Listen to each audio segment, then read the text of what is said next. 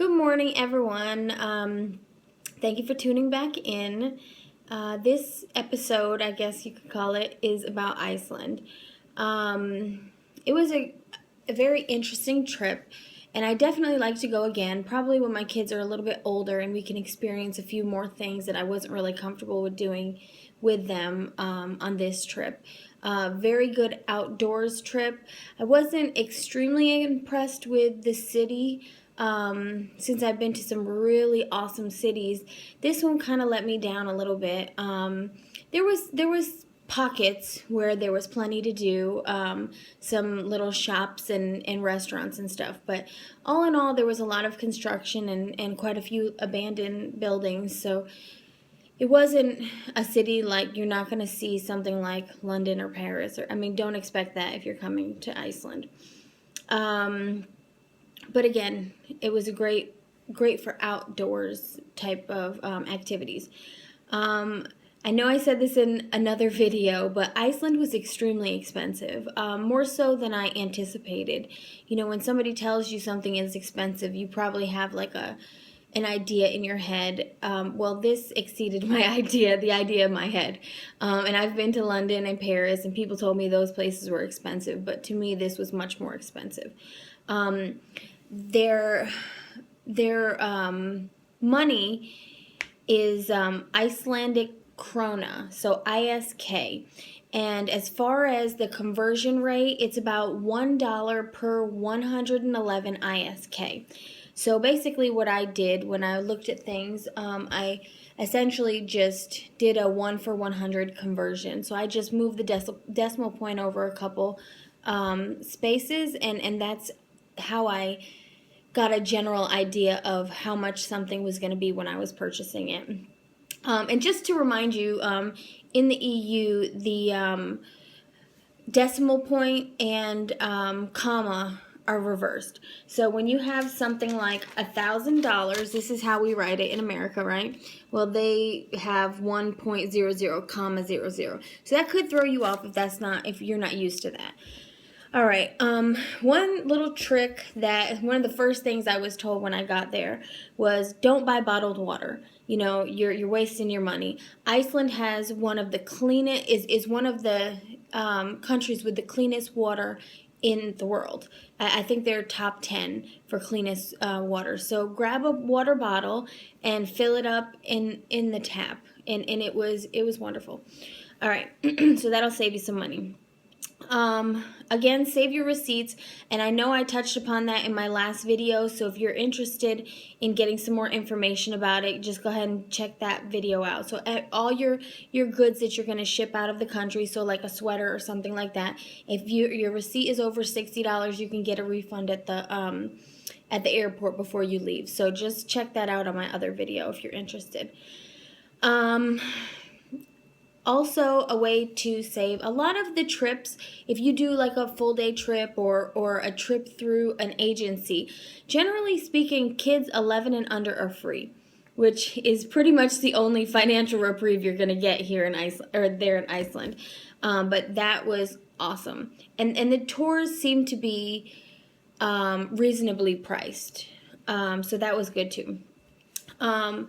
Okay, so as far as money is, to continue on this money thing, you need to know that in restaurants, the tip is included. So it's not expected to tip when you're eating out, which is great because I'll talk about the restaurants.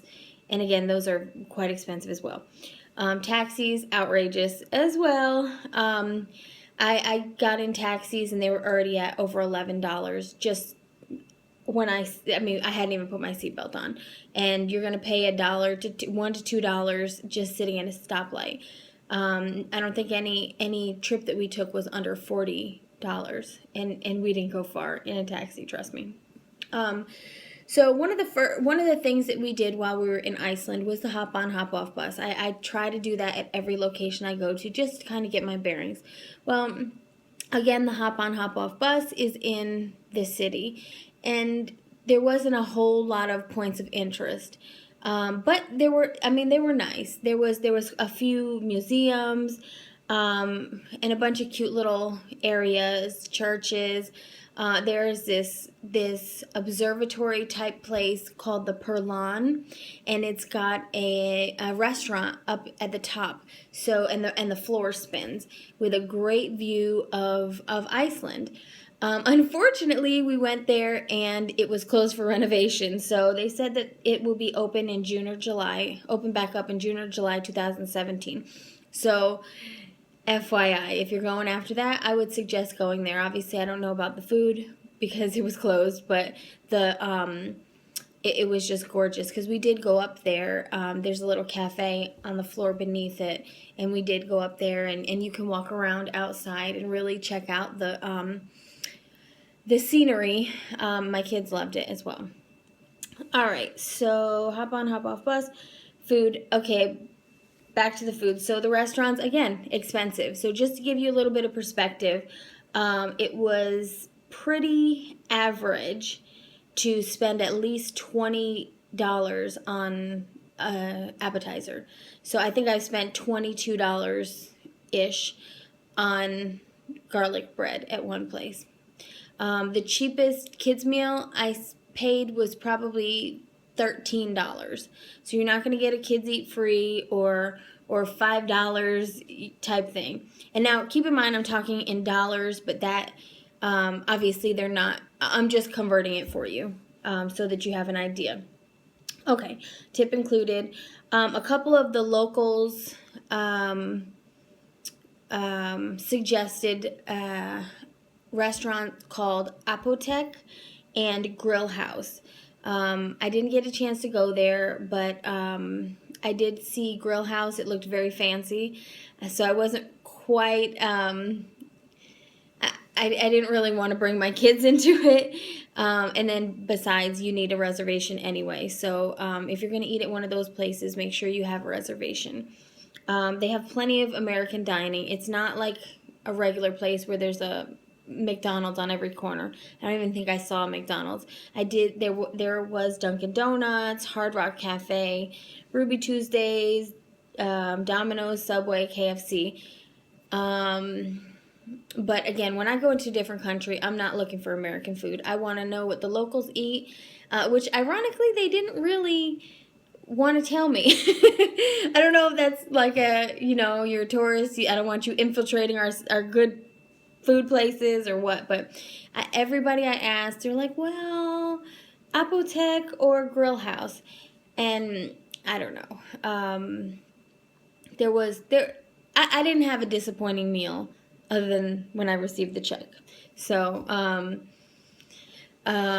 everything was pretty good. They're really big on lamb chops and obviously seafood since it is an island. So like I said, everything was excellent and very well prepared, very pretty, all of our meals.